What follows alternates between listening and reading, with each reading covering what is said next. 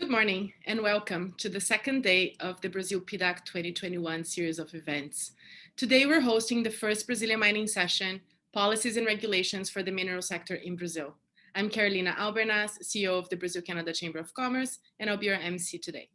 For those who are not able to join us on Friday, we hope that you're getting familiarized with the BCCC event platform, as it provides access not only to the content we put together for you, but also gives you the opportunity to connect with your peers, colleagues, and professionals from the mining sector from all over the world. Don't be shy, and during our networking breaks or before or after the event, you can go to the networking tab and check out who else is online with us here. Meaningful connections can happen online, so let's make the best of it. Before we start, I would just like to remind you of a couple of rules. Today's morning session will be performed in Portuguese. Bom, hoje nós ouviremos mensagens do excelentíssimo ministro Bento Albuquerque, ministro de Minas e Energia do Brasil, seguido de apresentação do excelentíssimo secretário Alexandre Vidigal e da senhora Débora Puccini, diretora da Agência Nacional de Mineração. Após a apresentação deles, haverá uma sessão ao vivo de perguntas e respostas, moderada pelo nosso chairman de hoje, Sr. Marcos André Gonçalves, presidente da ADIMB. Incluam suas perguntas, por favor, na caixa de Q&A, na sua tela do Zoom dentro da plataforma, que faremos o possível para responder todas as perguntas. Com vocês agora, gostaria de chamar e convidar o nosso chairman de hoje, Sr. Marcos André Gonçalves, para começarmos a sessão. Marcos, é com você. Ok, obrigado, Carolina. Obrigado, bom dia a todos que estão aqui participando dessa nossa sessão. É um prazer muito grande estar aqui com vocês e na companhia do nosso excelente ministro de Minas e Energia, que vai fazer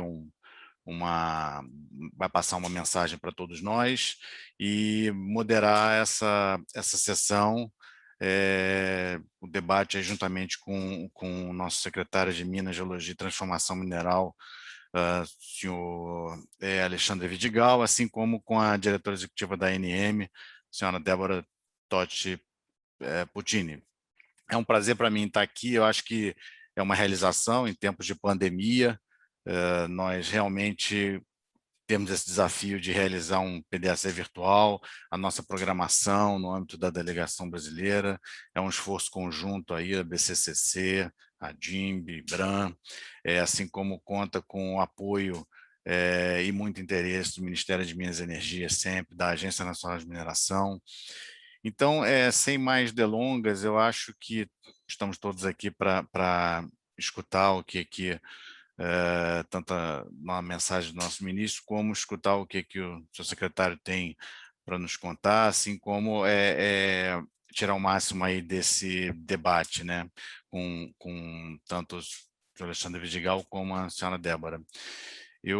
Vamos mais adiante, então, eu acho que agora eu gostaria de iniciar com o vídeo do nosso ministro de Estado, excelentíssimo senhor ministro de Estado de Minas e Energia, Bento Albuquerque.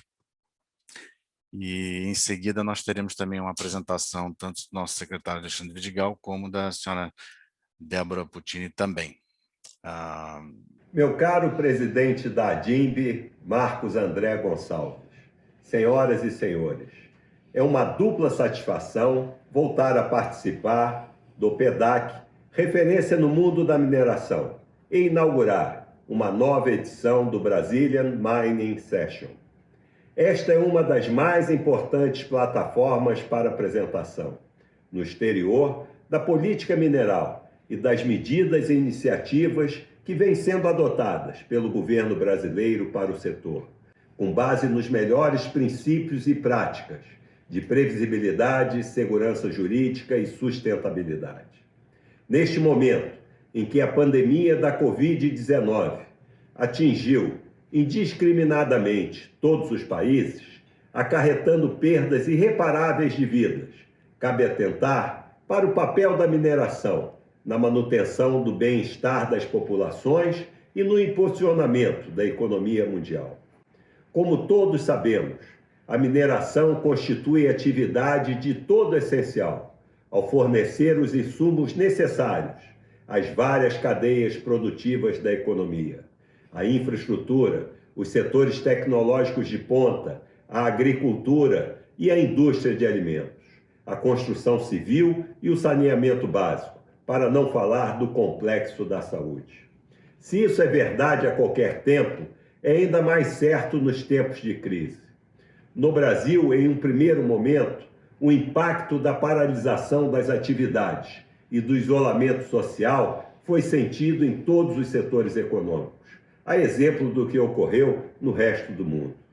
O governo empenhou-se, desde a primeira hora, na definição da mineração como atividade essencial, de forma a manter o funcionamento da cadeia produtiva minerária. Ao mesmo tempo, foram intensificadas as medidas de proteção sanitária dos trabalhadores do setor.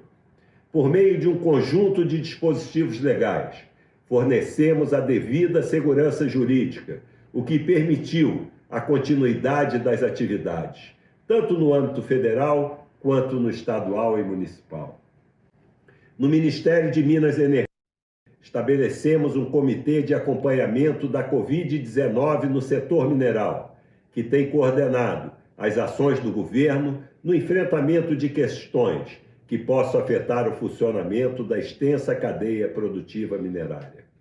Tudo isso com interlocução constante com todos os agentes interessados no setor, em coordenação com os demais poderes, em diálogo com a sociedade.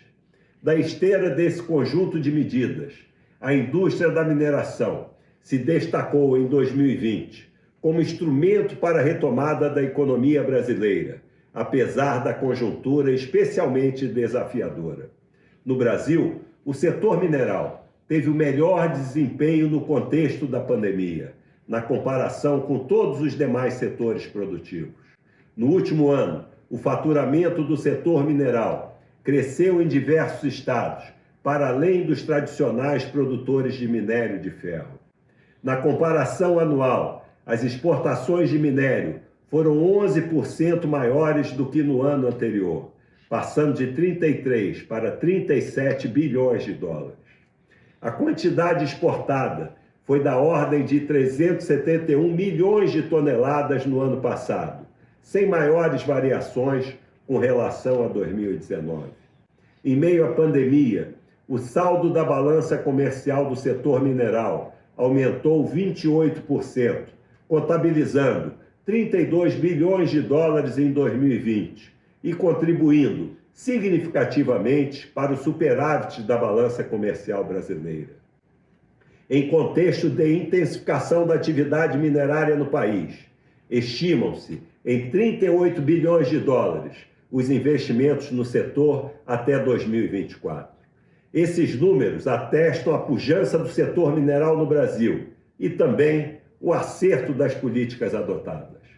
Nossa atual política de barragens, renovada com base nos duros ensinamentos de Brumadinho, nos posiciona, hoje, na vanguarda mundial em termos de proteção, segurança e sustentabilidade.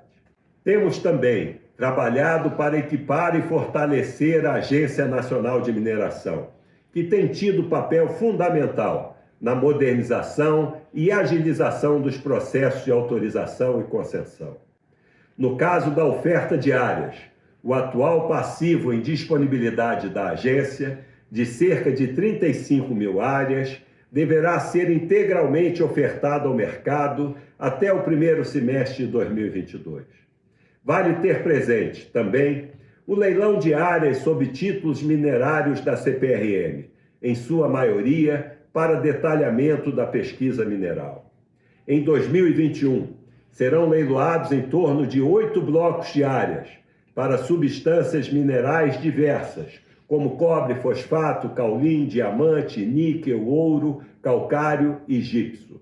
Para o futuro próximo, estamos trabalhando de maneira a ampliar o acesso a recursos minerais em áreas atualmente restritivas à mineração, como terras indígenas e faixas de fronteira. O Brasil tem cerca de 40% de seu território com algum tipo de entrave à atividade mineral. Vamos avançar na regulamentação de atividades produtivas sustentáveis nessas áreas. Em 2020, demos mais um passo decisivo com o lançamento do programa Mineração e Desenvolvimento 2020-2023. O programa partiu de amplo diagnóstico da situação do setor mineral nacional, que contou com a participação dos diversos atores relevantes no setor. O programa engloba 10 planos e 110 metas, cobrindo os mais diversos aspectos da agenda mineral: governança, sustentabilidade, inovação, combate a práticas ilícitas, gestão e eficiência, ampliação do conhecimento geológico, entre outros. Caros amigos, a principal mensagem que trago a esta edição do PDAC é de que, apesar da conjuntura difícil que nos tocou a todos, o governo brasileiro segue comprometido com as reformas necessárias para garantir segurança jurídica, transparência e previsibilidade para empreender no Brasil. No setor mineral especificamente, abrem-se oportunidades de investimentos novos e duradouros no país. Estejam certos do nosso compromisso e entusiasmo para escrever, por meio de parcerias, um novo capítulo da história do setor mineral no Brasil. Muito obrigado a todos e a cada um que nos acompanham nessa jornada. Essa foi a fala do nosso ministro, né, o senhor Bento Albuquerque. E, na sequência, nós vamos assistir duas apresentações. A primeira apresentação do nosso secretário Alexandre Vidigal e a segunda apresentação da senhora Débora Tossi Puccini, da diretora executiva da ANM. Queria agradecer ao ministro mais uma vez e solicitar agora, na sequência, a apresentação do seu secretário. Senhoras e senhores, caros amigos do setor minerário, bom dia a todos. É um grande prazer participar de mais uma edição do Brazilian Mining Session. Tive a satisfação de participar da edição de 2020 do evento, quando demonstrei aos senhores os princípios que norteiam a política mineral do país, cujos principais instrumentos são a reafirmação do compromisso com a sustentabilidade, pesquisa geológica, base de qualquer atividade mineral, desburocratização do processo de outorga, uma sólida, eficiente e moderna agência reguladora, transformação mineral e inovação tecnológica, governança calcada em práticas transparentes e sustentáveis, expansão das atividades minerais para novas áreas, atração de investimentos externos e oferta regular de áreas para leilão. A identificação desses instrumentos resultou de amplos e profundo processo de diagnóstico da situação do setor mineral no país, iniciada pelo governo federal desde sua posse em 2019 e que contou com a participação dos vários atores relevantes na mineração. Esse diagnóstico abrangente culminou no lançamento em setembro de 2020 do Programa Mineração e Desenvolvimento 2020-2023, que definiu o plano de metas e ações para o período, como diretrizes a todos os atores que atuam na cadeia produtiva mineral, tendo por objetivo o crescimento quantitativo e qualitativo da mineração. O PMD contempla 10 planos e 110 metas, referentes aos diversos aspectos da agenda mineral, desde governança, sustentabilidade, inovação, combate a práticas ilícitas, gestão e eficiência, a ampliação do conhecimento geológico ao avanço da mineração em novas áreas, entre outros. A implementação dessas metas e programas visa a definitivamente transformar o patrimônio mineral brasileiro em riqueza para o país e para a sociedade com sustentabilidade. Imbuídos da determinação de construir um cenário de confiança para o setor mineral do Brasil, buscamos identificar metas e ações estratégicas que nos permitam atingir o objetivo maior de expandir o setor mineral brasileiro, seja pelo aumento da produção dos bens minerais já aproveitados, seja pela diversificação da produção de bens minerais no Brasil, seja pela agregação do valor ao produto mineral. O Programa Mineração e Desenvolvimento constitui o meio pelo qual atingiremos nosso objetivo. Senhoras e senhores, associar os termos mineração e desenvolvimento não representa um desafio, mas uma constatação, uma vez que guardam os dois termos estreita pertinência entre si. Nesse contexto se insere o PMD, que não se limita à iniciativa para o desenvolvimento da mineração. É mais que isso, vai além e representa programa para o desenvolvimento do país. Trata-se de desenvolver a mineração para desenvolver o país. O governo federal quer tornar concreto o fato de ser o Brasil uma potência mineral. Quer aproveitar essa singular potencialidade para transformar o patrimônio mineral em riqueza, em benefício da sociedade.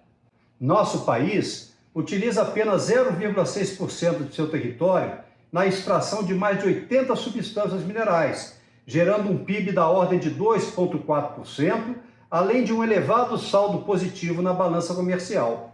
Em 2020, em meio à pandemia, o saldo da balança comercial do setor mineral logrou aumentar 28%, contabilizando 32 bilhões de dólares em 2020, em comparação aos 25 bilhões de dólares alcançados em 2019.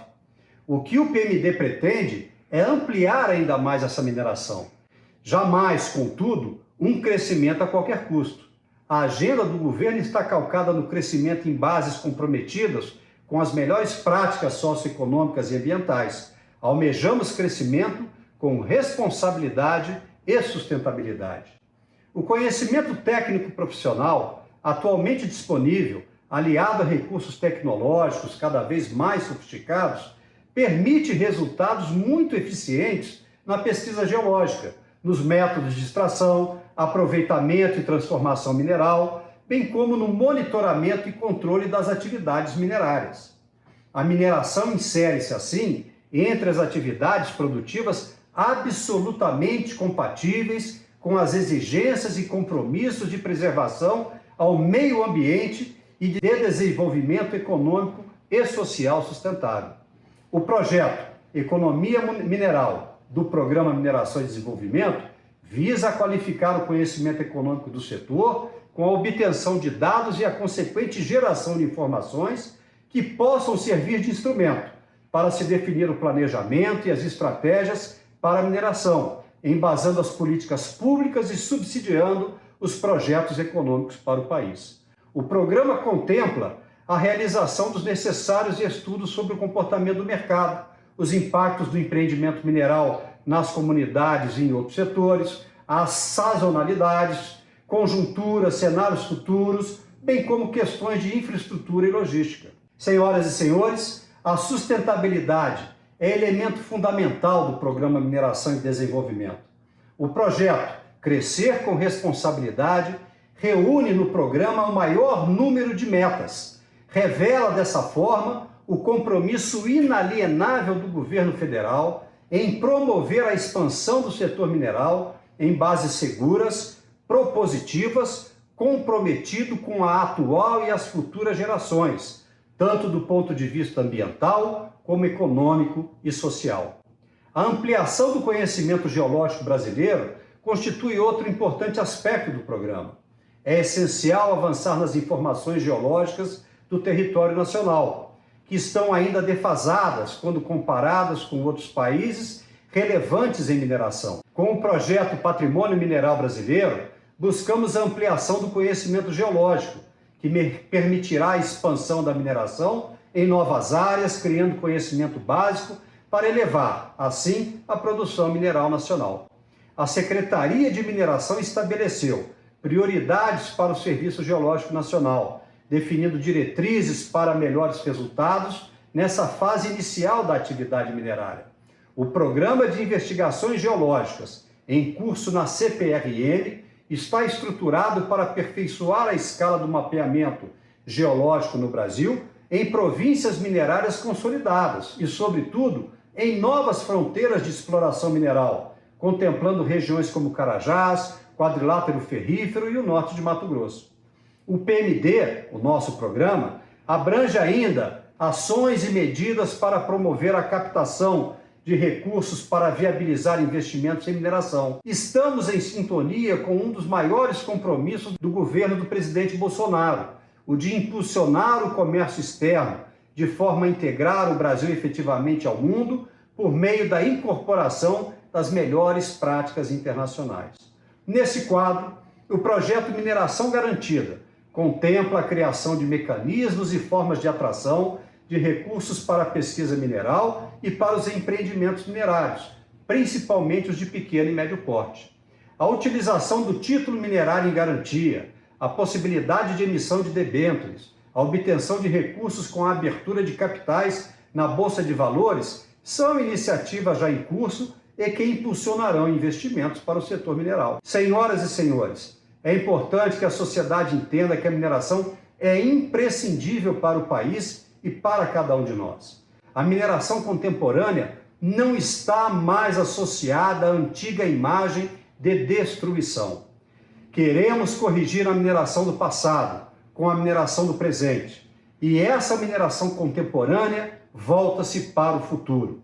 O projeto Mineração do Presente para o Futuro, do PMD, abrange metas e ações para a adoção de novas tecnologias, o impulso à inovação na transformação mineral, a agregação de valor nas cadeias produtivas, sobretudo dos minerais para a inovação tecnológica, que representam o futuro da sociedade.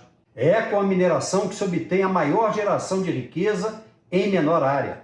É a partir da mineração que se desenvolverão novos recursos tecnológicos para a oferta da energia limpa.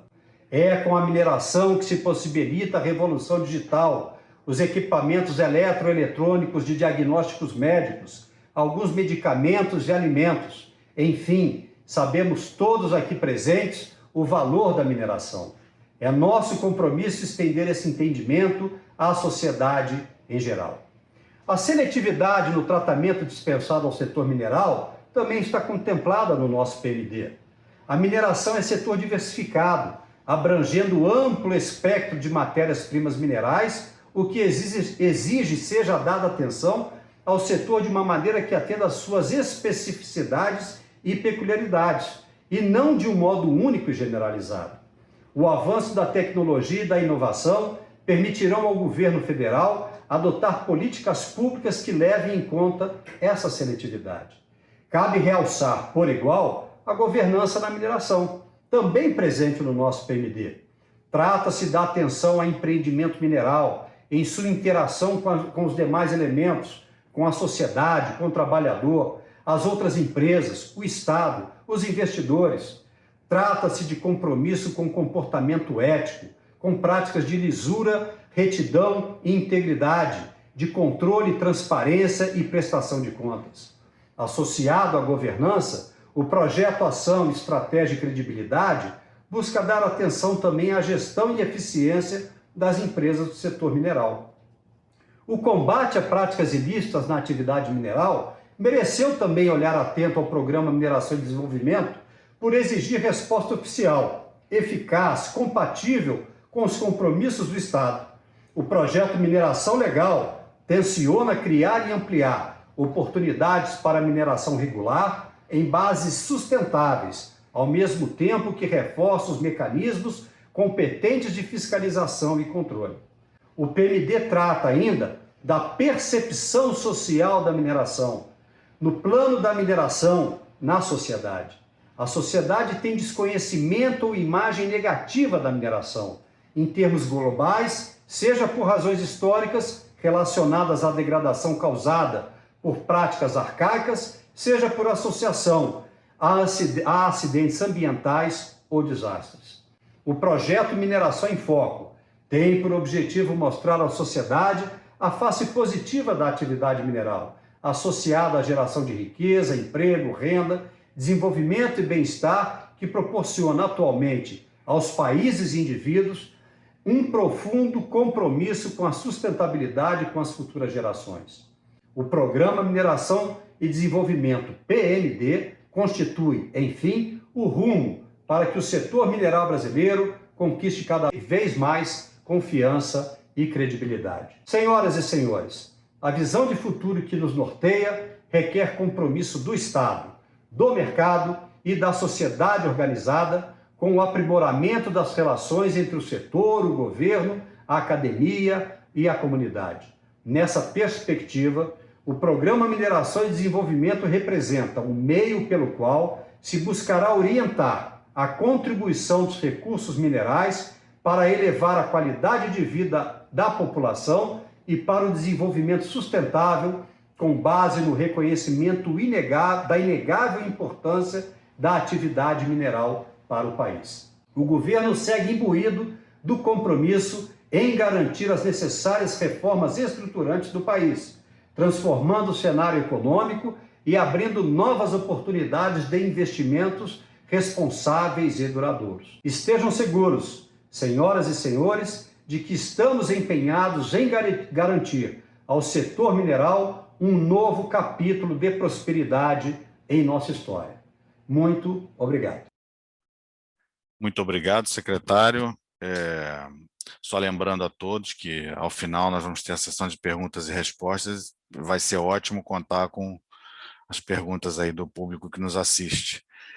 Vamos passar agora a apresentação da senhora Débora Toste, diretora executiva da Agência Nacional de Mineração. Bom dia a todos.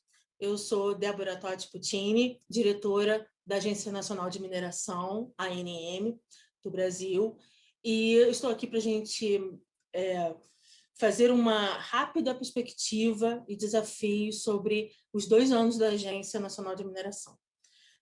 Eu tenho aqui uma apresentação que vai resumir em dados práticos o que nós vamos poder discutir mais adiante sobre quais as dificuldades da agência na pandemia, né, de como nós tivemos como lidar com a pandemia e também toda a modernização, implementação da agência e também os resultados que nós tivemos em função disso e também as perspectivas que nós temos aí da realização e finalização da nossa primeira agenda regulatória e provavelmente o que nós vamos ter após a agenda regulatória de 2021. Então, eu vou deixar para depois, a gente vai fazer aqui primeiro uma explanação e depois nós vamos fazer uma discussão rápida sobre os questionamentos que nós podemos ter a respeito de todas as nossas atividades já realizadas e as que ainda vão ser realizadas. Eu vou fazer aqui a apresentação.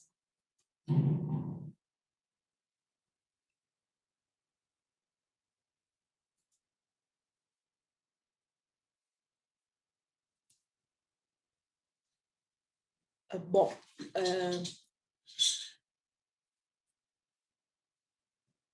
nossa primeira parte, ela lida com os 2 primeiros anos, como eu já tinha mencionado, da nossa agência. Nós ainda estamos trabalhando com várias regulações, atualizações. Também nós tivemos várias iniciativas de realinhamento, mudança da cultura organizacional, mudança no mindset das pessoas, da cultura, enfim, ainda temos aí uma clareza muito grande de que ainda vão ser necessários alguns anos para adequação do nosso modelo de gestão adequado da agência, mas a gente ainda já conseguiu avançar em alguns pontos que nós vamos elencar. Bom, a primeira questão, que eu acho que é muito importante, é que nós enfrentamos aí, nesse curto período, um cenário de retração econômica importante e preocupante, mas que nós precisamos sempre deixar bem posicionado, porque, além da retração econômica, nós precisamos começar a ter o olhar, enquanto agência, do que se passa do mercado mundial e do mercado nacional para daí nortear as nossas atividades. Em cima disso, nós também fizemos algumas ações de desburocratização do que eram os antigos procedimentos enquanto órgão de departamento, que era denominado DNPM, e agora passando a ser agência. Isso é importante para que a gente coloque as ações de forma mais moderna e ágil, voltada para o mercado global. Também vislumbramos uma melhoria significativa, que é o nosso objetivo, de melhoria no ambiente de negócios do setor da mineração. Tudo isso nós começamos a trabalhar com a modernização e norma de procedimento, edição de tecnologias, que também são feitas, porém, aplicadas agora, nesse último ano, de acordo com os nossos problemas da pandemia da Covid-19. Bom, em cima disso, como pano de fundo, nós tivemos a nova gestão, né, que é composta por 5 diretores, um deles o diretor-geral, e os 5 diretores que dirigem e regem a agência como uma diretoria colegiada. Então, a decisão, no fato, ela perpassa pela decisão tomada pelos 5 diretores, não apenas por um só e nem de forma monocrática, mas sim com os 5 diretores. Estamos passando e ainda trabalhando numa transformação digital de toda a agência, que até então lidava com processos físicos. Estamos sempre de acordo e da forma melhor possível com as produções minerais, de todos os tipos de minério que nós temos, não só os principais, ainda focando principalmente na regulação e na governança regulatória, que é o principal norteio que a agência tem nesse momento. E, em cima disso tudo, lidar com a gestão de pessoas nessa transição. A gente enfrenta alguns problemas, como mudança de cultura, o quadro operacional, que ainda é antigo, mas que a gente pretende que haja uma renovação, e ainda com um quadro de pessoas que vai passar pela transição e mudança de cultura. Bom, em cima disso, nós tivemos aí uma ação, né, da gestão, que seria um planejamento estratégico da ANM. Nós implementamos e fizemos todo um planejamento estratégico. Realizamos agora, no final do ano passado, uma revisão da estrutura organizacional da ANM, visando o quadro atual de pessoas, o que nós queremos para a agência, e vamos colocar em implementação o quanto antes. Além disso tudo, instituímos um comitê de ética, um comitê de governança digital, que é muito importante para assegurar a integridade dos nossos processos. E também, logo na sequência, uma aprovação do primeiro plano de integridade. Isso, para a nossa agência, é algo que é muito importante e a gente precisa ter sempre em mente. Bom, nós aí, ao longo desses 2 anos, logo no final de 2019, nós fizemos uma melhoria, né, que nós chamamos de transformação digital, ou ANM 4.0, que é o nosso grande objetivo, transformar a agência em uma gestão 4.0. Então, para essa gestão 4.0, nós começamos com uma implantação do que nós chamamos de protocolo digital da ANM, que é toda a entrada a partir daquela data, em 2019, tudo passou a ser de forma digital. Então, a gente fez aí uma quebra de paradigma e aí começamos, propriamente dita, com a digitalização, a transformação digital da agência. A partir daí, nós temos todos os requerimentos eletrônicos e aí formamos um programa sequencial da nossa agência, que é algo como o nosso processo de requerimento de pesquisa online. O processo de requerimento de pesquisa, para quem já está atualizado com a legislação brasileira, é o primeiro passo para a entrada de processos e requerimentos de área de mineração, e ele, atualmente, ele sofreu uma revisão, onde ele tinha, em média, 728 dias para aprovação de um requerimento de pesquisa. Nós transformamos em 34 dias para essa aprovação. Isso foi feito a partir do momento em que nós conseguimos fazer a leitura de todo o processo como ele era, e aí relemos e fizemos com que ele se tornasse um pouco mais moderno, e agora ele é feito totalmente online, e aí temos aí, em média, 34 dias para aprovação, podendo ser feita antes dessa aprovação desse requerimento eletrônico. Isso foi um avanço considerável em 2020, porém, não único, né? Todas as outras fases dos procedimentos de processo de mineração ainda estão sendo revistas e vão entrar nessa mesma sequência do nosso requerimento eletrônico. Além disso, né, nós trabalhamos com o workflow, um mapeamento todos os procedimentos, fizemos esse mapeamento como nós chamamos do as-is e to-be, né? E agora, com esse to-be, a gente tem aí uma melhoria sistemática dos nossos procedimentos para que a gente tenha menos burocratização, mais agilidade e uma menor carga de análise, principalmente para os nossos técnicos, que ficavam sobrecarregados e não conseguiam dar conta das demandas existentes.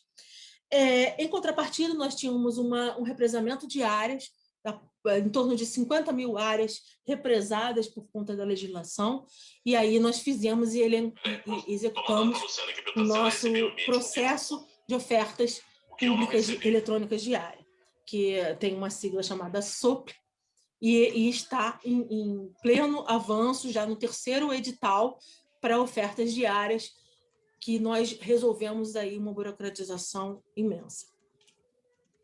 Bom, ainda em processo de conquista e de execução, nós estamos com as digitalizações de todos os processos que estão em meio físico ainda, em papel. Nós estamos aí fechando algumas parcerias na iniciativa privada e também os nossos projetos de ordem da agência, em que a gente tenha toda a parte operacional da agência em 2022 já completamente digitalizada. Dessa forma, a gente consegue integrar todos os nossos sistemas. Com isso, a gente ainda tem a contratação em vistas também de um sistema integrado para todo o nosso sistema, desde a área de traçado de poligonal, de requerimento, até a finalização da concessão da lavra, que é a nossa fase final, e em comum acordo com empresas da mesma forma que nós temos aí exemplos do Canadá e na Colômbia.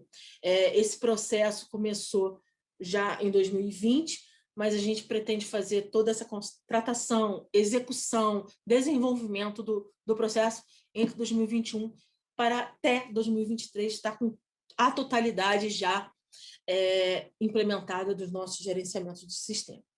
Então, essa é a nossa transformação da ANM digital.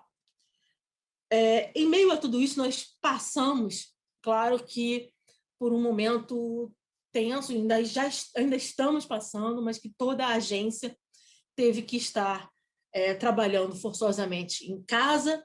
Quem não tinha esse preparo teve que estar em casa, mas mesmo assim a gente teve aí números muito bons, já de resultados de todas as nossas ações, ainda que incipientes, feitas em 2019 e em 2020, com ainda a pandemia atuando, e nós atuando com algumas regulações, algumas modificações, como vocês já viram.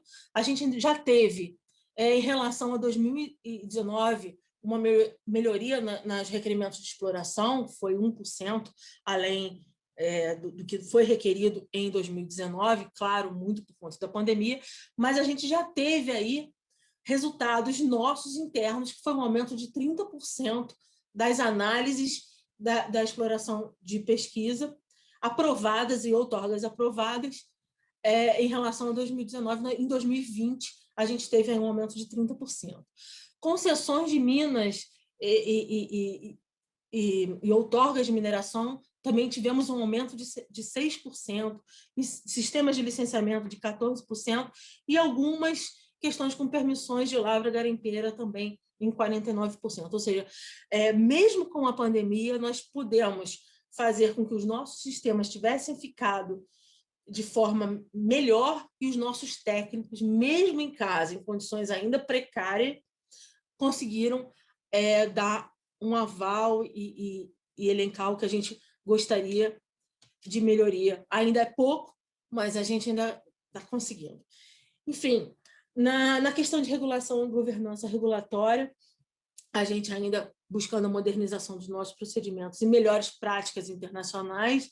A gente fixou o acordo com a OCDE, já estamos aí em tratativas com eles, fase de diagnóstico do que é o nosso setor, do que é a agência, e vamos agora partir para a fase de projetos, prospecções e propostas para a nossa melhoria de boas práticas regulatórias.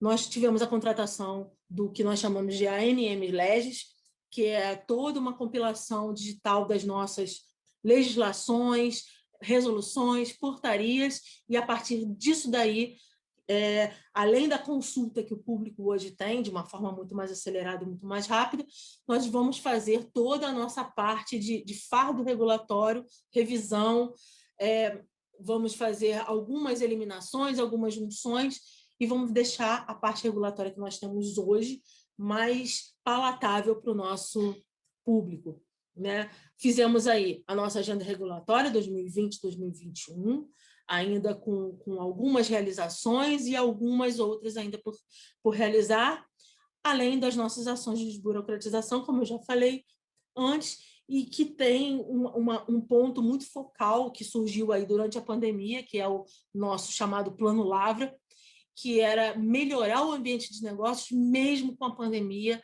fazendo com que o setor não parasse, não estagnasse. Isso foi extremamente importante. Surgiram os resultados positivos que vocês viram no slide anterior. Bom, além disso, ainda na questão de governança regulatória, a gente vai ter e está tendo ainda nossas redefinições de fluxos de trabalho, sistemas novos. Fizemos ainda uma parceria agora recente com a nossa Polícia Federal, isso para a gente conseguir maior monitoramento dos sistemas via sistema de satélite, uma modernização que antes só era feita muito com idas ao local com os nossos técnicos. Nós estamos agora fazendo com que a nossa parceria com a Polícia Federal possa ser feita via satélite, via imagens de alta resolução, em que a gente tenha um ambiente de inteligência, de fiscalização com melhor efetividade da regulação e prática de coibir as questões ilegais, as ilegais e as irregulares, que é o que é a nossa meta de governo. Enfim, nós temos ainda o projeto Meta, que é patrocinado pelo Banco Mundial, que teria também algumas inclusões de questões técnicas e modernizações tecnológicas. E aí, voltando novamente ao nosso Plano Lavra, que também, nova questão, ele é constantemente ele é ativado para que a gente faça, em função da pandemia, alguns ajustes que sejam para melhorias do regulado, mas que impactem de forma negativa ao mínimo possível e que a gente não coloque algumas análises de impacto regulatório. O Plano Lavra ele é feito de ações que não envolvam análise de impacto regulatório, que não haja essa necessidade, para que a gente tenha resoluções de caráter rápido e que ativem aí de forma positiva o nosso agente regulado. E também, mais uma vez, as nossas adoções das melhores práticas regulatórias, agora já com a nossa parceria com a OCDE. Bom, na área de questões de pessoa, nós tivemos no ano passado, nesse ano, um aumento na qualificação profissional e investimento nos nossos agentes. Por que a gente entendeu isso? Que, de uma vez por todas, não adianta nós dizermos que agora viramos uma agência e que todos os técnicos, antes tinham uma mentalidade praticamente para fiscalização e análise processual, passassem a ser agentes reguladores. Então, para isso, a gente investiu na qualificação dos nossos profissionais para ter uma mentalidade voltada para agente, propriamente dito, de uma agência regulatória.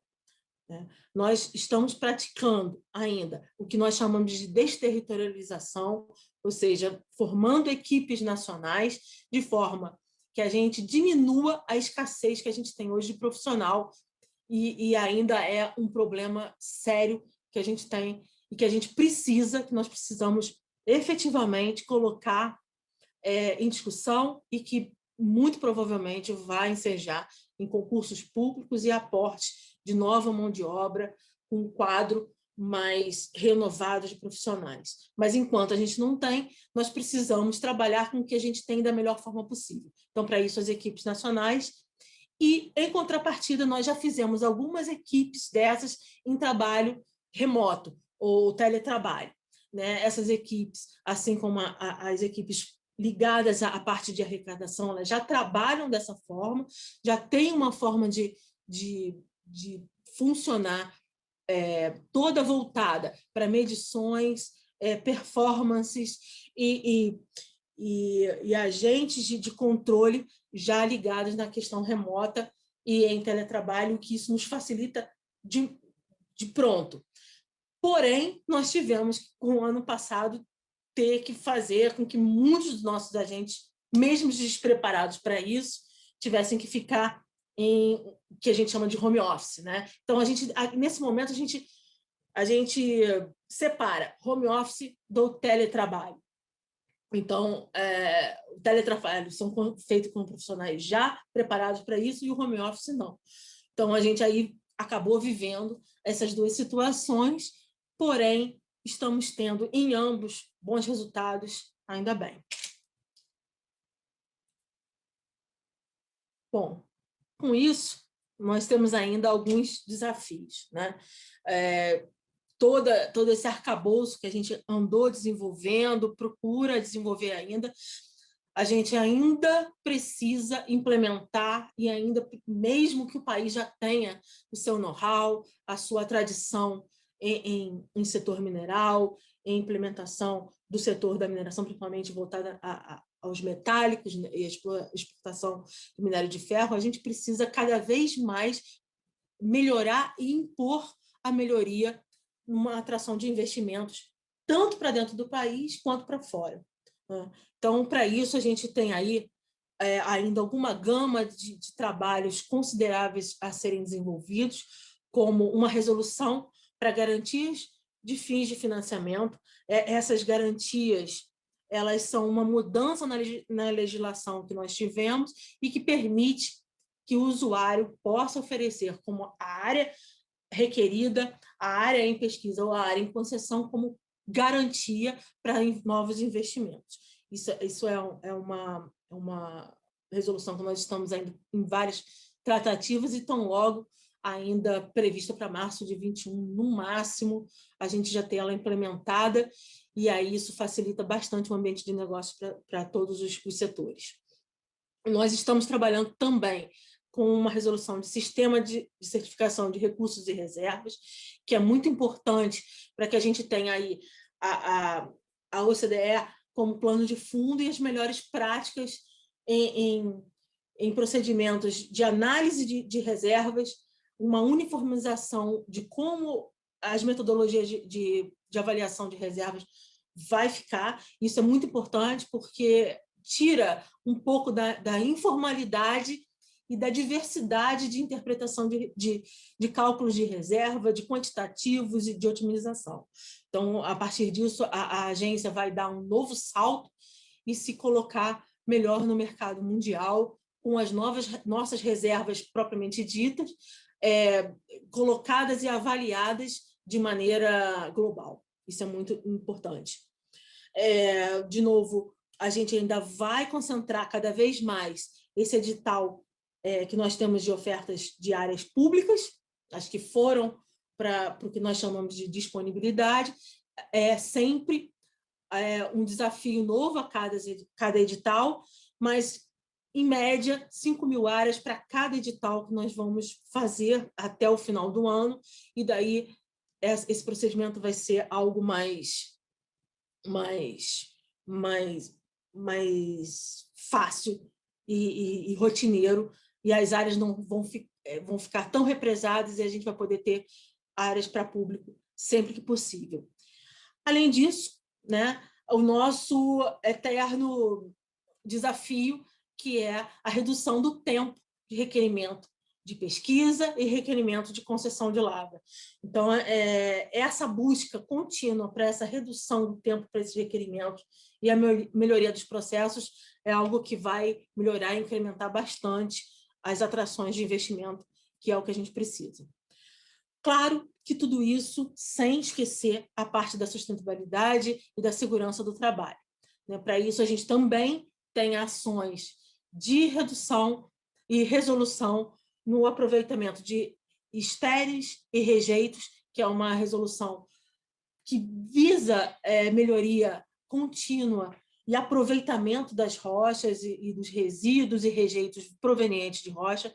É uma releitura, e com isso a gente espera que acabem muitas das barragens que nós temos ou possíveis ofertas de barragem. Então, com isso, a gente pretende fazer com que a mineração propriamente dita também seja 4.0, utilizada do começo ao fim e com seus rejeitos que antes não tinham um regulamento possam ser também retrabalhados. Também temos uma resolução para fechamento de mina, que é algo que nós também trabalhamos com um descomissionamento programado e um uso futuro para essas novas áreas, com uma conversa com a sociedade, conversa com as entidades envolvidas e a parte ambiental também. Além de tudo isso, a certificação de planos de ação de barragens de mineração, que é uma das nossas normas agora após as infelizes questões de Brumadinho e de Mariana. Nós estamos ainda com essas resoluções cada vez mais aprofundadas e a gente cada vez mais tem aí o feedback do que se passa nas discussões, tanto científicas relacionadas com os sistemas de barragem, quanto nas partes de legislação. Nós estamos cada vez mais implementando e colocando nas nossas resoluções.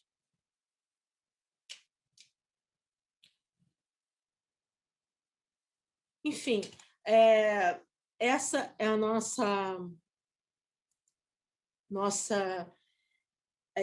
apresentação, que nós temos ainda muito caminho para correr, mas nesses últimos 2 anos, mesmo com a pandemia, pudemos mostrar que, com um olhar voltado principalmente para a modernização, para as boas práticas e para a revisão dos nossos processos e melhoria contínua, nós podemos ter bons resultados, melhor forma de trabalho, sem prejudicar os nossos técnicos, que já são bastante envolvidos em demandas, e atender melhor e de forma mais moderna a demanda do jeito que nós pretendemos. A ANM está começando a fazer essas melhorias.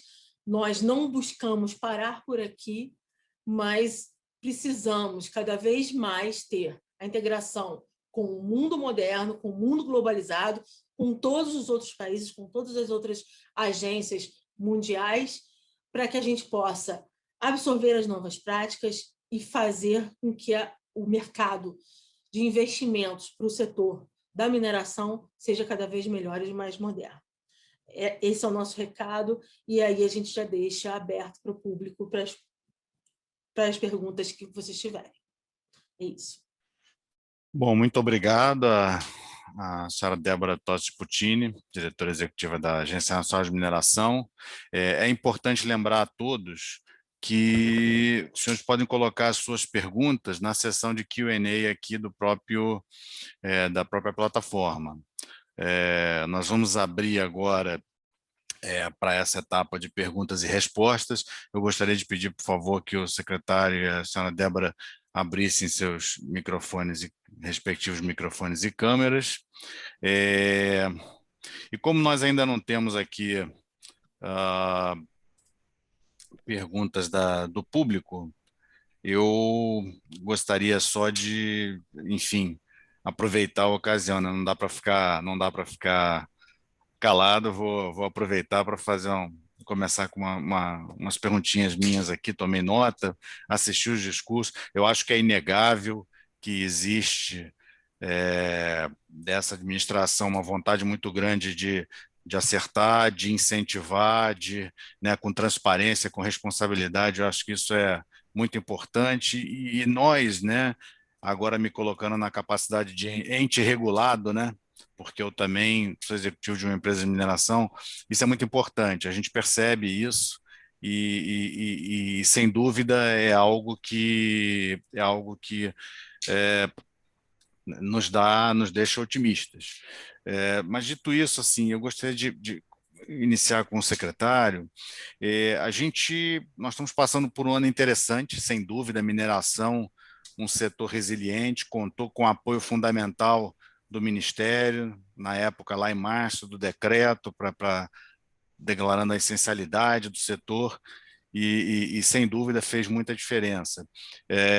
Em sequência, tivemos uma série de iniciativas. Nós estamos hoje lidando com, né, um plano de metas e ações, 10 planos, 110 metas, isso é muito importante.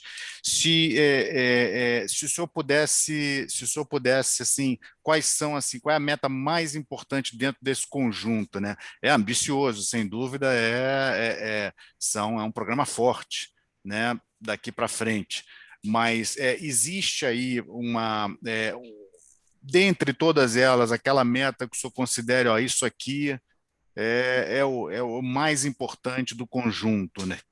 E, sem dúvida, eu acho que transparência, responsabilidade, ou seja, boa governança, isso é como o ar que nós respiramos, né? Ainda mais em tempos aí onde nós percebemos, anda tão em voga, né, as práticas do ESG, enfim. Mas existe aí, no conjunto, o senhor considera algumas, do conjunto ali, o senhor considera qual seria, talvez, aquela mais importante, né? Assim, que seria o importante urgente de todas elas. Se o senhor pudesse nos dar fazer um comentário a esse respeito, né, achava interessante. Pois não, Marcos, obrigado pela sua pergunta.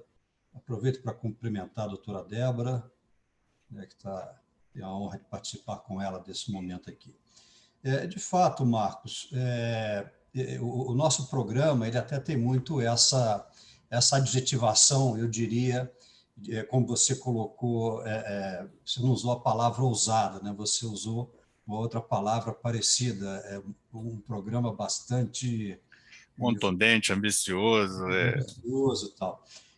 E eu usaria a palavra ousado, mas usando essas duas palavras, eu aproveito para mencionar que, na realidade, esse nosso programa, que é uma agenda, nós temos uma visão muito clara de que ele é muito realista, né?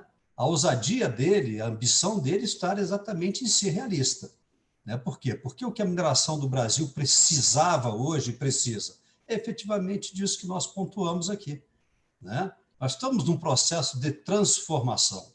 Nós temos uma oportunidade hoje, né, de nos inserirmos dentro daquilo que é um apelo global e que é exatamente essa nova visão do que é o setor mineral para a humanidade. Eu tenho dito aqui à minha equipe que nós estamos diante, historicamente falando, de um novo momento de revolução industrial, né, que está relacionado exatamente a esse momento da transição energética. Né? Vai ser uma mudança absoluta para a humanidade. E se o Brasil lá atrás, historicamente, perdeu as oportunidades de se inserir nas revoluções industriais, né, embora tenha tido alguns avanços, lembremos mais recentemente a década de 60, né, com todo o empenho da industrialização, da indústria automobilística, né, nós mesmo assim não conseguimos ter uma inserção global, mundial, de relevância, porque ficamos um pouco fora disso no que se refere ao aspecto tecnológico do desenvolvimento, né? Então, nós estamos hoje no novo processo atual, contemporâneo, de uma nova revolução industrial. Então, nós temos que pegar esse trem que está aí, nós temos tudo, somos dos poucos países do mundo que temos uma grandíssima oportunidade de deixarmos apenas de ser espectadores dessa revolução e passarmos a ser efetivamente atores dessa revolução. Né? E especificamente no que se refere à sua pergunta, dos 10 planos que nós temos, e essa resposta aqui, essa preliminar que eu fiz, essas premissas que eu lancei, elas vão ao encontro da sua pergunta, dos 10 planos que temos, eu não diria uma ou outra meta essencial, eu diria que nós temos um plano, né, desses 10, que é imprescindível, que é o plano 2, e que se refere ao crescimento com responsabilidade, e que, em outras palavras, é o compromisso socioeconômico ambiental ou o compromisso com a sustentabilidade, que é isso que o mundo demanda hoje. No momento que nós conseguimos atingir com algum êxito né, as metas que estão nesse plano, e que são 25 metas, seguramente nós vamos estar atendendo tantas outras metas e planos que são transversais. É lógico que nós vamos precisar das outras metas que estão nos outros planos, como o conhecimento da economia mineral, por exemplo, como a questão da reação, né, da prevenção à atividade ilícita. Vamos precisar ter metas muito objetivas, estamos trabalhando nisso, para atingir esse plano que eu poderia eleger como sendo o foco e a bandeira principal, que é exatamente esse aspecto. Crescer sim, crescer muito sim, nos adequarmos a esse novo apelo da Revolução Industrial, sim, mas crescer sempre com um olhar nesses compromissos para as próximas gerações, num compromisso de responsabilidade socioeconômica ambiental. Então, seria essa, eu diria assim, viu, Marcos, a eleição daquilo que teríamos de mais importante a focar nesse momento. Obrigado, secretário, muito bom. Eu já tenho aqui duas perguntas do público, eu vou só avançar aqui mais uma pergunta para o senhor, e já tenho uma pergunta aqui para a senhora Débora também. No tema no tema de distribuição dos recursos, né, de como a mineração é mal vista, né? Nós temos sempre a questão, nós que atuamos em municípios do interior, na condição de ente regulado, é muito comum, né? Ah, mas poxa, a empresa vem aqui, trabalha, aquela clássica visão que nós já tivemos a oportunidade de discutir em diversos eventos, né? Em diversas mesas de discussão também. Ou seja, a mineração efetivamente tem um aporte. Eu não limito aqui o aporte, o benefício da mineração à questão financeira, mas nós sabemos, cerca de 90% da nossa CEFEM vai para estados e municípios. E, no entanto, eu até pessoalmente, eu entendo que é uma crítica não de todo fundamentada, mas a gente percebe claramente que nesses municípios, nos locais onde a mineração efetivamente acontece, existe sempre talvez uma má divulgação, não sei se eu estou usando a melhor palavra, mas não há percepção clara de que em muitos municípios que dependem 100% desse recurso, o quão importante eles são para essa localidade, e a importância em volume, né, em quantidade, do que é efetivamente entregue de contribuição, né, como royalties da atividade minerária. No âmbito dessa questão, senhor secretário, o senhor acha que nós, aí me incluo todos, claro, estamos nos comunicando mal, ou é algo estrutural de difícil compreensão? Porque é uma surpresa para mim, eu vejo muito mais do que era para ver. Eu conheço vários municípios, sou 26 anos nisso, e sei que da importância que é a contribuição, sei de municípios que recebem muito, né? Colocar como um ponto aqui para uma reflexão, talvez, que eu acho que é importante. Nós estamos aí percebendo que tivemos um aumento da arrecadação, o minério de ferro está num preço, né, uma alça de preços muito importante, né, e ele é um item muito importante da nossa pauta.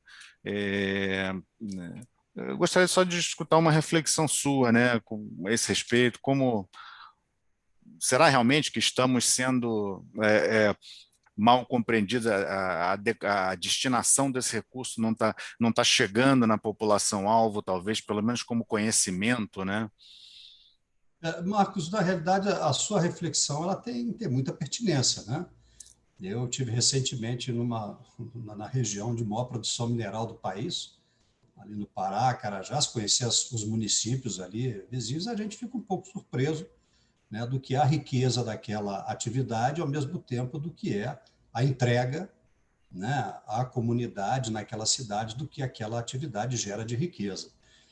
Eu acredito que digamos assim, na insatisfação do que deveria ser o resultado efetivo dessa riqueza que a mineração produz, eu diria que essa visão ela é um pouco da inoperância do Estado, sem dúvida nenhuma, que não tem instrumentos adequados para controle e fiscalização.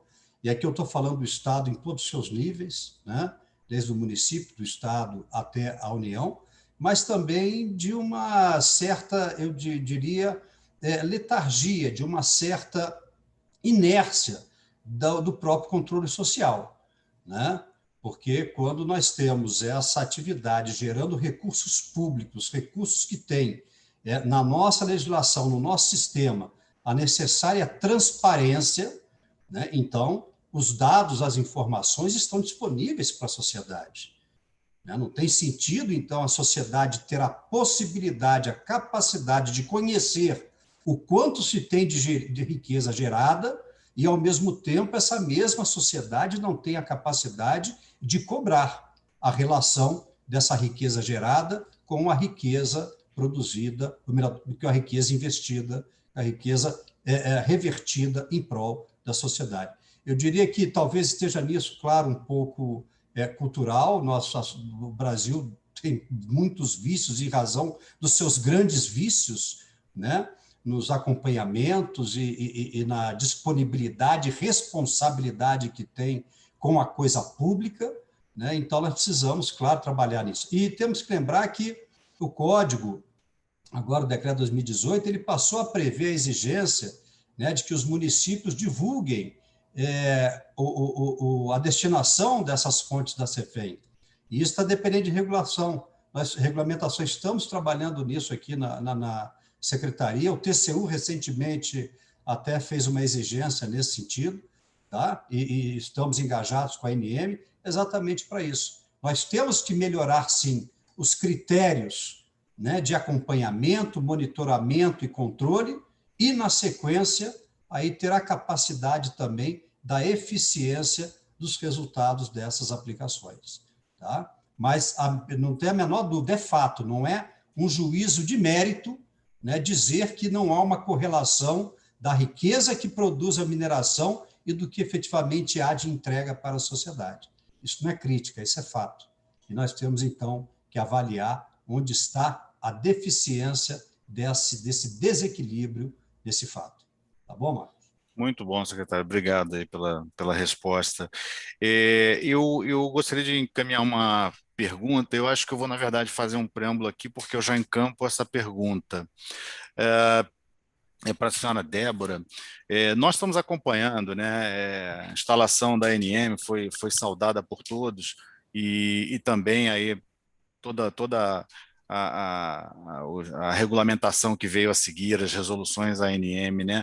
Essa transformação para o digital, sem dúvida, é um marco e já mostrou resultados, diria até no âmbito das empresas, tempos de tramitação, enfim, começamos a ver aí a redução dos tempos de tramitação. A senhora comentou muito bem sobre o desafio do digital, de converter práticas políticas, de você adaptar o mindset, como a senhora comentou, da força de trabalho, né?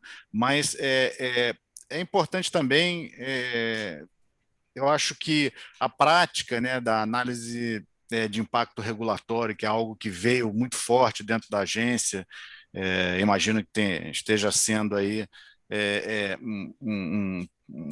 uma rotina de trabalho, né, a qual todos se adaptaram ou estão se adaptando.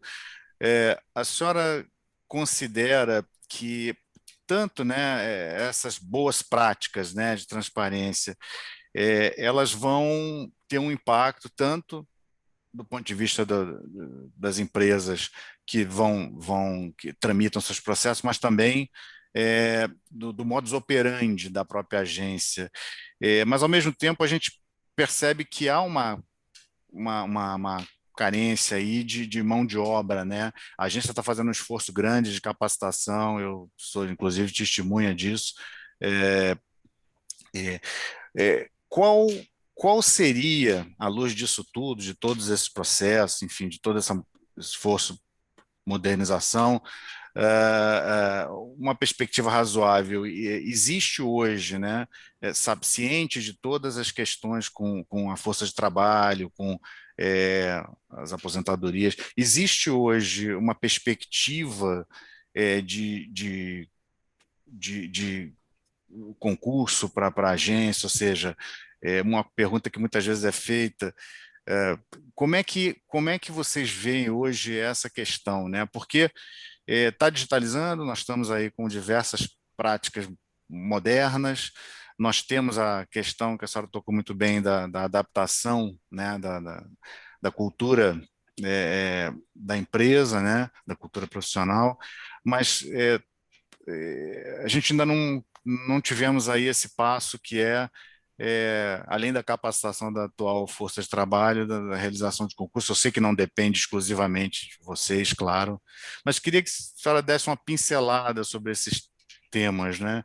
Porque é algo que a gente percebe, isso reflete nas equipes de fiscalização, independente do fato da fiscalização estar sendo feita em outras premissas, em outras bases, mas é algo que é sempre um ponto de preocupação aí, né? Por favor. Bom, boa tarde a todos, boa tarde, secretário. Também um prazer de novo estar aqui conversando, debatendo junto com o senhor. Marcos também, boa tarde. Bom, essa questão da questão concurso público e aporte de pessoal realmente é algo que nos aflige um pouco, porque é uma questão que independe somente da agência, né? Como foi colocado por você, Marcos, e algo que a gente, no cenário atual do governo, da questão econômica do país, de uma maneira geral, nós entendemos que a premissa de concurso público é algo que precisa ser muito bem escalonado, muito bem documentado e principalmente, muito bem elencado qual o público, qual a quantidade que a gente precisa de pessoal efetivo para que a gente possa realizar as nossas tarefas.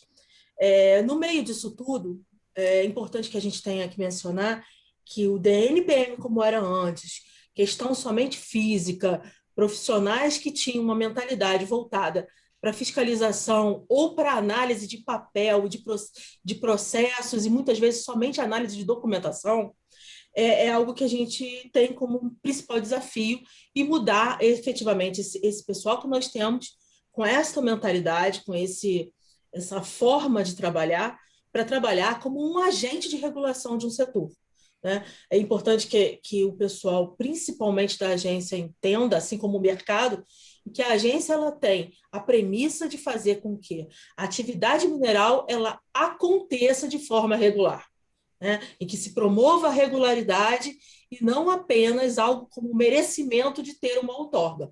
Essa é a grande diferença que hoje nós temos muito claramente na nossa mentalidade do que era o DNPM para o que é a agência.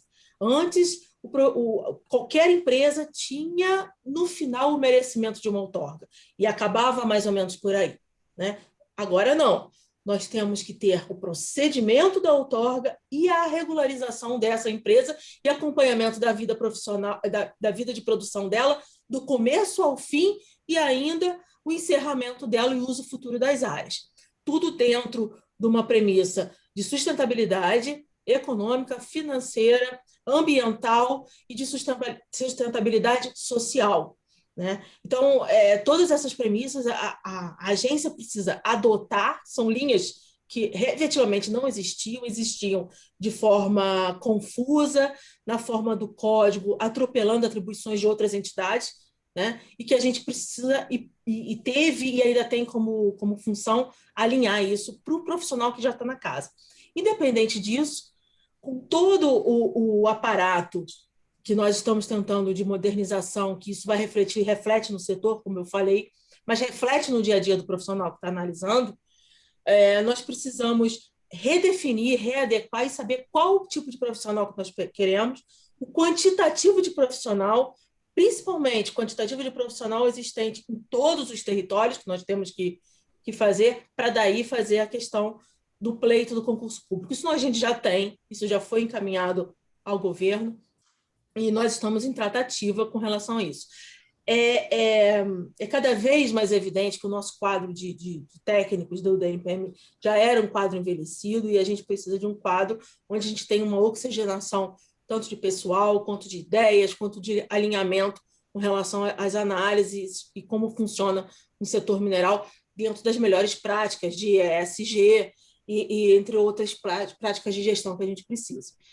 É um grande desafio, não é uma realidade que foi esquecida, obviamente, não esquecemos disso, mas a gente tem que ser aí honesto com todo mundo, né? Tem a pandemia. A pandemia, infelizmente, ela atropelou a gente nesse último ano. Nossas tratativas, nós tivemos, principalmente nós mesmos, que dar um tempo, porque o governo também precisa respirar, a gente precisava ter uma nação para cuidar, e nós mesmos um segmento de mineração para fazer com que ele funcione.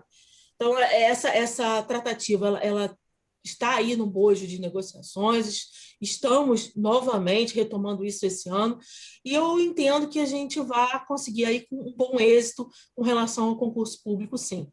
Independente disso, nós tivemos aí a contratação, um concurso para contratação de funcionários de nível terceirizado e temporário para a gente fazer o nosso monitoramento de barragem, que é muito importante. Ou seja, a premissa que era emergencial e que era mais do que necessária, nós conseguimos ter essa resposta positiva do governo, e isso nos deixa aí com um bom fôlego agora para a questão de barragens. Claro que as determinadas outras atividades que nós temos, que não são poucas, nós também esperamos que o governo tenha uma boa sinalização com o que nós temos agora de resultado, para que ele possa assinalar de forma positiva para que a gente tenha aí, nos próximos 2 anos, um concurso de forma escalonada, prática, e que não impacte também para os cofres do governo, e que a gente tenha aí realmente um aporte de agentes de regulação, que é importante que a gente coloque essa massa pensante dentro da agência. Independente disso, eu acho que é uma tarefa difícil nós pegarmos essa construção de uma agência em 2 anos, uma pandemia no meio, né? Mas passa-se por isso. A gente entende. A casa também é ansiosa por mais pessoal, mas a gente precisava ter minimamente um diagnóstico de como ela estava e o que nós precisávamos fazer para modernizar, daí ter um contingente de pessoal para a gente poder pleitear no concurso. Era praticamente isso. Ok, muito obrigado, viu, doutora Débora? Eu vou aproveitar agora, vou passar a 2 perguntas do público, mas sendo bastante sincero, gostaria de felicitar também todas as mulheres na mineração. Para ser mais sincero ainda, quem nos lembrou disso foi o nosso secretário, fez menção, mas é importante, né?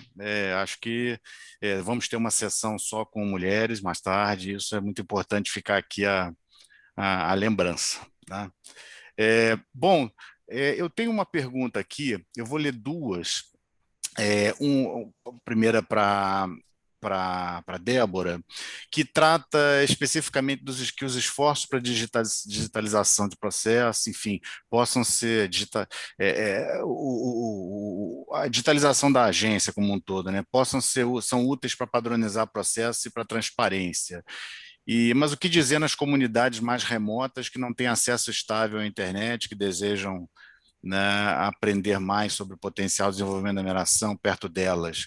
Quanto ao prazo, a mudança para 34 dias dá eles tempo suficiente para aprender? Essa é a pergunta da senhora Alexandra Mallet, né? E eu tenho uma segunda pergunta, vou pular uma pergunta, volto na segunda em seguida. A segunda pergunta é se o nosso amigo José Ricardo Pisani pergunta: existe um claro avanço na agilidade para aprovação das autorizações de lavra para substâncias de emprego direto na construção civil. Autorizações estas de responsabilidade da ANM.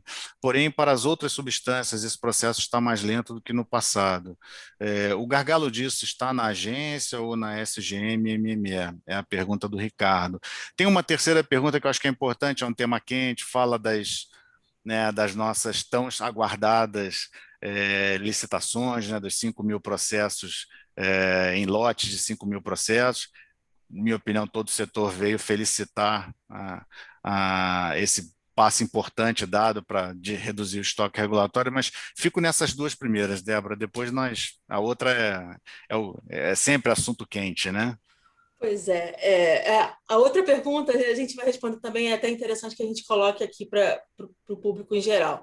Mas, respondendo às primeiras perguntas, eu acho que é importante o pessoal entender um pouco, e eu acho que também caminha um pouco na nossa falta de comunicação do nosso setor, que eu acho que é algo que a gente precisa, aí para os 2 próximos anos, ter como principal meta o nosso setor da mineração, saber se comunicar para o público leigo, para as comunidades, de uma forma geral, como que funciona o nosso sistema, principalmente nosso sistema de requerimento e de outorga para uma concessão de lavra, né? É muito comum a gente ouvir nos jornais, na televisão, um tipo de requerimento como se pediu, você obtém, né? E a gente sabe muito bem que não é bem por aí, passa-se por várias etapas e o processo é moroso demais, é burocrático demais e cuidadoso demais, embora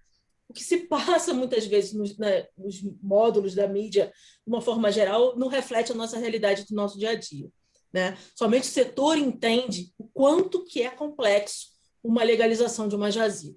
Então, eu acho que só para assim, eu acho que foi a Alexandra, né? Eu acho que é importante que ela tenha em mente o seguinte: primeiramente, esses 34 dias eles são apenas para o requerimento de um processo, seja de licenciamento, seja de pesquisa, tá? Essa pesquisa ela leva em média de 2 a 3 anos para que a empresa faça essa pesquisa de geologia, se existe uma jazida, se ela é viável ou não, para depois haver um pedido de requerimento, de concessão de uma lavra. No meio disso tudo, toda a empresa e toda a atividade potencialmente poluidora, ela entra em contato com o requerimento de licenciamento ambiental. Então, o nosso processo de lavra ele é intermeado e permeado pelo licenciamento ambiental em si. Então, o que é importante a gente deixar isso muito claro é que esse requerimento de pesquisa, ele antigamente, para ele ser autorizada a pesquisa, o início da pesquisa levava-se às vezes 10 anos, o que não é viável, né? Não é viável economicamente e nem de forma ambiental, não há uma viabilidade para isso de maneira alguma. Então, esse requerimento é somente o portal de entrada. Então, a partir daí, a empresa coloca a sua proposta de pesquisa, o que ela vai precisar, o que ela quer pesquisar. Então, esse procedimento ele é todo muito claro, muito transparente. Nos diários oficiais, aparece a empresa, isso diariamente, aparece a empresa que foi habilitada para o requerimento de pesquisa. Então, a questão da digitalização e do processo digital, nesse momento, ele não envolve necessariamente a população local, como eu acho que deve ser a ideia da pergunta dela.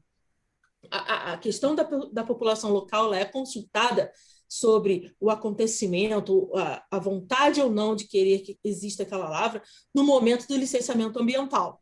Então, nessa questão do licenciamento ambiental, lá adiante, quando a lavra efetivamente for considerada uma lavra, uma jazida para a lavra, é que isso vai acontecer. Porque muitas vezes o processo de pesquisa acaba dando em nada por conta da inviabilidade da mineração em si. Então, isso é só o portal de entrada. Então, nós entendemos que exista essa ansiedade por querer saber que tipo de minério que existe em qualquer região, mas esse momento ainda é muito prévio, muito incipiente, lá no começo. Eu acho que, com isso, eu acho que eu respondo um pouco da pergunta. Mas não tem problema, se não está legal, eu respondo novamente. Agora, a questão sobre os minerais de uso na construção civil, que houve talvez uma melhoria na questão de passar para a agência, eu acredito que tenha sido justamente por isso. Pulou uma etapa, né? Deixou de existir a etapa de passar para o Ministério, isso é evidente, só que não somente isso, né?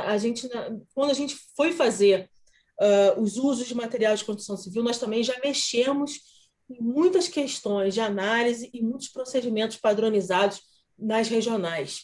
Essa parte dos procedimentos padronizados é que eu atribuo a melhoria da circulação dos procedimentos, dos processos, até chegar na diretoria colegiada, que é a que toma a decisão final. Ainda não é um processo ideal, né? Nós ainda queremos melhorar isso, vamos melhorar. Agora, os demais processos, aqueles que ainda ficam sobre a batuta e a tutela da concessão final para o Ministério, eu não acho que seja moroso por conta disso, não. Ainda é moroso, porque ainda são processos que ainda têm uma análise muito complexa, que nós já estamos mexendo nesse procedimento de análise. O nível de insegurança do técnico, de conceder ou não essa análise, e o aval também a gente está mexendo, já está mudando, e em breve a gente acredita que tanto os processos para agregados de construção civil quanto os não metálicos, os ferrosos que vão para aprovação do Ministério tenham o mesmo tratamento, e isso vai muito da complexidade da reorganização que a gente está fazendo na ANM. Existe uma coisa que a gente fala, e a gente detectou durante essas nossas análises dos procedimentos, é que o mesmo técnico que avaliava uma extração de areia simples era o mesmo técnico que avaliava um pedido de requerimento de mineração de grande porte, de mineração de ferro no Pará. E os procedimentos e os requerimentos de requisitos eram iguais para ambos. Não pode ser, né? Então, daí você tem um técnico altamente especializado em analisar extrações e outorgas para grandes empresas de metais ferrosos, com o tempo dele deprendido em algo muito simples, que é a extração de areia. Enquanto o de extração de areia completamente enrolado e sem a segurança para fazer uma outorga de extração de minério de ferro. Então, essa questão é que a gente está mexendo e melhorando, colocando as equipes nacionais, cada uma com as suas expertises. Então, a tendência é que isso fique mais rápido, com menos questões, menos questionamentos de ordem complexa, e a gente precisa deixar isso mais enxuto, e aí vai chegar para o Ministério até mais arredondado, né, que é essa que é a função. Muito obrigado, Débora. Eu vou fazer aqui, tem umas 3 perguntas, o grosso saindo aqui para a ANM, meu secretário, sinta-se à vontade, por favor, para intervir também. O Rafael Dourado pergunta, né, se já vemos reflexo dessa simplificação do processo de licenciamento em termos de quantidade de projetos aprovados, ou seja, alguma métrica disso, né? Também temos uma pergunta que diz respeito à resolução sobre recurso e reserva, né? Eu acho que nós temos aí, se nós olharmos as estatísticas da TSX, olharmos, né, todo o mercado acionário, sem pensar em se existe uma exuberância irracional ou algo do tipo, eu acho que nós temos, sem dúvida, um aumento importante, né? Já temos aí, desde o ano passado, em outubro, as primeiras sinalizações no sentido de que, olha, estamos entrando aí, que está no novo ciclo, como o secretário falou, os minerais portadores de futuro, o mundo EV e tudo isso, né? Aí, dentro desse contexto que o timing fica perfeito também para as licitações, né? Conforme o ministro comenta, vamos zerar esse estoque aí de áreas até 2022. Eu vejo que não poderia haver um timing mais adequado nesse sentido. E também pensando que o mercado apoia isso, essa é uma iniciativa que é muito aguardada, né? Uma maneira de destravar o pipeline de projetos, ou seja, de acesso a novas áreas, enfim, tudo isso vem numa mirada aí bastante positiva. E a Roncoleta Midori pergunta, na última semana, a ministra Carmen Lúcia pediu para examinar os procedimentos de disponibilidade. Isso é a ADIM, né? Salvo engano, a ADIM lá que está sendo julgada. Um pouco de surpresa, pega todos, mas alguns comentários, talvez, senhora ou o secretário. Eu acho que aí resume as perguntas que eu tenho aqui. Estão chegando outras, mas antes que a gente perca tempo, né? Sobre a ADI, eu gostaria de falar. Pode ser, Débora, brevemente? Pode falar. Depois eu posso complementar o que nós tivemos em relação. Eu vejo como muito positivo esse tipo de iniciativa. Todo agente público que tem um compromisso com a retidão, com a lisura, ele tem que aplaudir esse tipo de posicionamento. Se o resultado, ao final, na decisão do Supremo, vai ser que a legislação que o Brasil tem, ela não está de acordo com a Constituição, tanto quanto melhor. Vamos lamentar o tempo que nós perdemos por termos uma legislação que não estava em conformidade com a Constituição. Agora, pior, porque me parece que essa ADI ela questiona a legislação lá do decreto, né, o 9406 de 2018, ou a lei de criação da agência lá de 2017, não estou bem lembrado. Então, o que é essa? Nós estamos num evento internacional, então é bom que se esclareça, né? O que é essa ação? É uma provocação junto ao Supremo Tribunal Federal, nossa Corte Máxima, né, onde há essa indagação. Olha, a lei infraconstitucional que nós temos hoje e que está direcionando esse processo das disponibilidades diárias, essa legislação ela está em conformidade com a Constituição? É isso que está sendo trazido. Então, o Supremo é quem tem essa legitimidade, essa competência para dizer sim, essa legislação está em conformidade ou não está. E qualquer um de nós, seja agente público, seja o agente privado, evidente que tem que se sentir muito confortável e tranquilo diante de uma provocação dessa, né, e da decisão que o Supremo venha a tomar. Se o Supremo disser, olha, a legislação está de acordo com a Constituição, tanto quanto melhor. Nós não perdemos tempo, né, continuamos aí fazendo o nosso trabalho, atendendo a uma política pública. Agora, se o Supremo diz não está de acordo, não menos melhor. Por quê? Porque procuraremos, a partir de então, adotarmos medidas legislativas para fazer essa adequação. Eu acredito que o foco principal está na política pública. O instrumento normativo que dá a base, o subsídio para essa política pública, é evidente que ele tem que ser um instrumento constitucional que transmita segurança e estabilidade jurídica. Então, uma provocação dessa, como tantas outras, né, que procuram acompanhar o setor, monitorar, controlar, questionar, isso é muito positivo.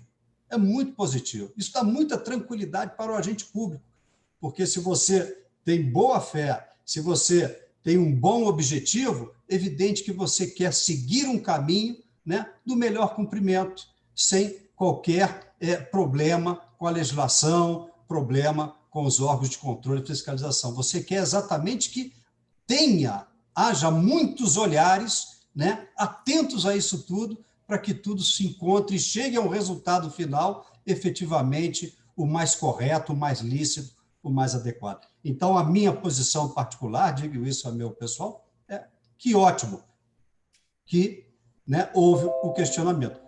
Melhor se não tivéssemos uma legislação que pudesse levar esse questionamento. Mas se levou, vamos questionar e vamos sustentar naquilo que cabe ser sustentado ou não.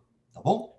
Obrigado, secretário. Eu queria complementar também, e realmente foi uma ação promovida por um grupo específico, né, que já vem questionando e muito as ações tanto da agência quanto do Ministério, de uma forma geral, acredito que de forma ideológica apenas, né? Mas é importante ressaltar que todas as ações que a agência fez foi baseada e calcada nas políticas públicas fixadas pelo Ministério, né? Está totalmente em consonância com o decreto de criação e há uma necessidade do mercado ofertar as áreas que estavam simplesmente retidas pela questão também do código com relação à disponibilidade. Faltava o regramento que veio com o decreto e nós estamos implementando de acordo com a política pública do Ministério, com a política da situação e com a questão propriamente dita que nos impõe o decreto e legislação da mineração atual. O que é interessante, que eu gostaria de deixar muito claro aqui, claro para todo mundo, como o secretário falou, não temos realmente nenhum problema em fazer a resposta aos esclarecimentos que a ministra efetuou, e eu acredito que seja até uma boa questão ela ter feito esse questionamento. Então, logo nós já respondemos, já fizemos as nossas respostas, vai ter conhecimento de como que é, e isso vai aclarar, inclusive, de uma forma geral, ao STF, como que funciona o critério de disponibilidade diária, o que não é um leilão, como muito se bate, como muito se volta a afirmar de forma errônea. Leilão é uma constituinte de uma fase do procedimento de disponibilidade como um todo, né? Então, isso é muito importante que a gente deixe isso muito frisado, né? Nós colocamos a questão de uma forma moderna, da forma como tem que ser, de maneira segura, clara para todo mundo. Cada edital é feito com consulta pública, com consulta aos regulados. Na maior questão de lisura, as áreas são colocadas para todos conhecerem. Cada edital pode ou não haver uma temática, o que isso é importante, que é premissa da agência, e é vontade e discricionariedade da agência, não de um ou outro grupo querer ditar qual é a ordem que a agência vai ter que colocar. O que é importante é que ela faça o melhor uso das áreas para o setor. E o melhor uso das áreas é colocá-las novamente para a produção. E como ela coloca para a produção, todas as áreas vão passar pelo processo de oferta pública, ao requerimento, e após essa questão, se for o caso, se houver mais um interessado em determinada área, é feito somente um lance de interesse, e o maior valor é que entra com o requerimento, a prioridade do requerimento dessa área. Isso aqui é importante. Todas as áreas, elas passam novamente pelos critérios de avaliação, concessão de lavra, como qualquer área. Bom ligar que o setor antigamente tinha um procedimento que era, esse sim, bem subjetivo. Cada área ia para uma criação de uma comissão com mais de 10 pessoas. Essa comissão daí abria um edital com 3 a 4 ofertantes para um projeto que não se sabe se era bom, ruim, que não nos cabe hoje, como agência, avaliar o projeto, se ele é bom, se ele é ruim. O projeto ele vai se concretizar sendo bom ou sendo ruim na produção. Para a agência, o que importa é se o que a empresa prometeu que iria extrair, ela está extraindo da melhor forma possível e arrecadando da melhor forma possível, tanto para a CEFEM, quanto para a ordem pública de uma forma geral. Essa é que é a premissa. Não nos cabe avaliar um projeto, se ele é tecnicamente viável ou não, porque nós não somos fiscais de projeto, nós somos fiscais de produção. E isso é que eu acho que existe esse problema de falta de entendimento de alguma minoria, que eu acho que na hora em que a nossa ministra Carmen Lúcia avaliar os questionamentos que ela fez, que nós explicamos, ela vai conseguir ter essa clareza muito mais evidente. Eu acho que a gente vai ter aí uma segurança muito boa, até melhor, com o aval do Supremo Tribunal sobre a questão da disponibilidade. Eu estou muito tranquila com relação a isso. Que bom, obrigado, Débora. Realmente, eu, assim, como um ente regulado também, na minha faculdade de ente regulado aqui do setor, todos nós fomos pegos de surpresa, porque nos termos em que essa ADI aí se coloca, houve discussão com a sociedade, foi amplamente discutido isso, as coisas têm sido feitas com uma transparência e com uma interlocução que eu sou testemunha, vejo, represento entidades, vocês sabem disso, então eu não assim, é algo que causa espécie, causa surpresa mesmo. E vamos torcer que, como o secretário falou, explicamos e vida que segue, tocamos o barco com o trabalho que está sendo feito. Tenho certeza que isso aí é a maneira encontrada, né, ao longo de todo esse período de discussões mais importante para solução desse estoque regulatório, uma opinião bastante sincera, assim, é a maneira com a qual eu vejo, tenho certeza que outros colegas e várias das principais entidades do setor o veem assim. E como não poderia deixar de ser, não sou mais presidente da CBRR, mas enfim, o senhor Bernardo Viana nos pergunta sobre como estamos com o Sistema Brasileiro de Declaração de Recursos e Reserva, Resolução 01 de 21, né? Eu sei que teve em consulta, eu não lembro de cabeça, foi até 17 de fevereiro, alguma coisa assim.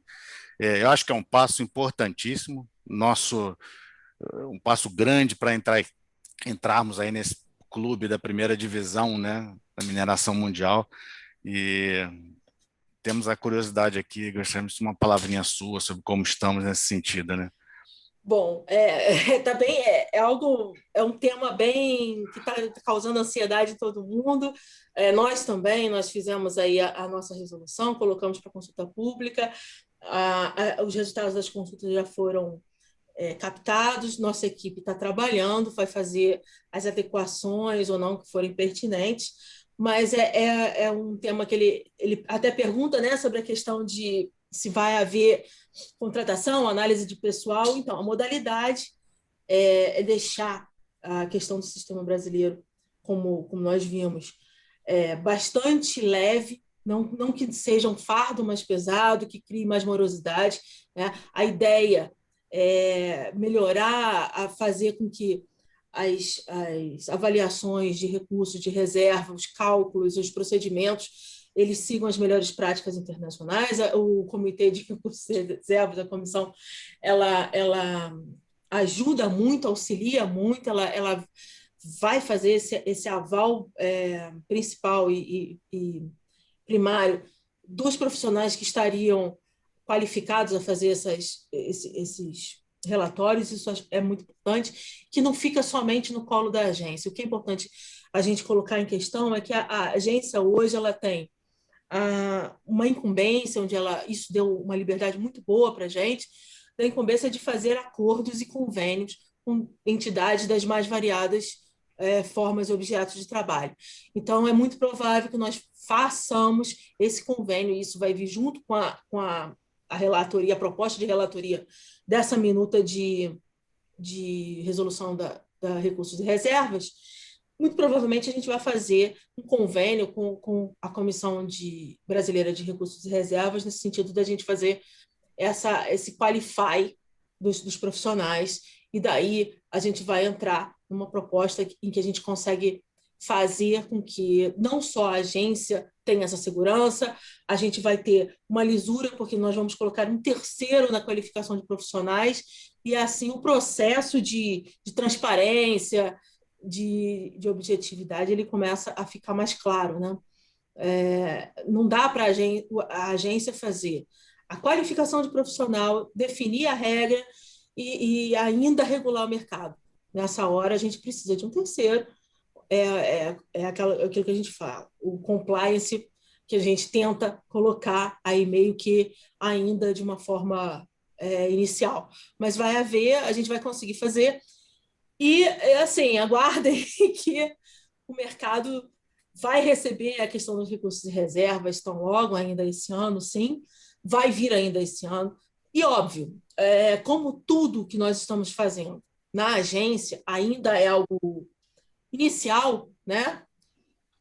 Nós temos que colocar em consideração que ainda todas as resoluções que nós fazemos ainda merecem e vão ter aí um merecimento de retorno, né, de avaliação, se elas estão bem, se elas estão mal.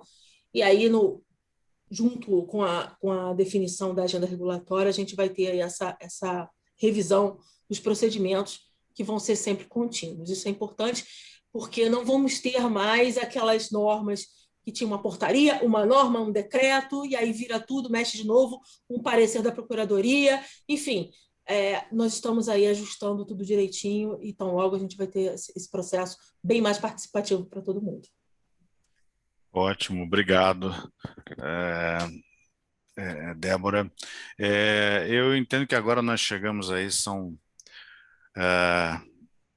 13h46, né? Estamos até passando da hora, não vou me estender aqui nos meus comentários. Eu gostaria de novo, mais uma vez, agradecer a participação do secretário, a participação da doutora Débora, e de todos vocês que nos escutam, que acompanham, fizeram perguntas. Caso haja alguma outra pergunta, achei o pessoal acanhado, mas caso haja alguma pergunta, por favor, envie, não há problema nenhum e respondemos, ok? Eu vou passar agora a palavra para Carolina, que vai poder fazer aí o encerramento dessa sessão. Mais uma vez, muito obrigado a todos. Obrigada, Marcos. Obrigada, secretário, Débora, pela participação de vocês aqui. É sempre um prazer tê-los conosco. Bom, eu gostaria de agradecer também todos os nossos parceiros, os nossos sponsors, as empresas patrocinadoras que contribuíram para que esse evento acontecesse. A gente está muito feliz de estar aqui virtualmente com todos vocês. Now in English, we'd like to thank you all again for your presence here today. Thank you for our sponsors and partners, our members, our guests, our staff, our volunteers for the support. And we see you all this afternoon. Muito obrigada. Stay safe, stay home, fiquem bem, fiquem em casa, fiquem com saúde. Secretário Vidigal, muito obrigada por estar aqui com a gente hoje. E a gente está à disposição para o que precisar. A Débora também, estamos aqui à disposição. Muito obrigada e até mais.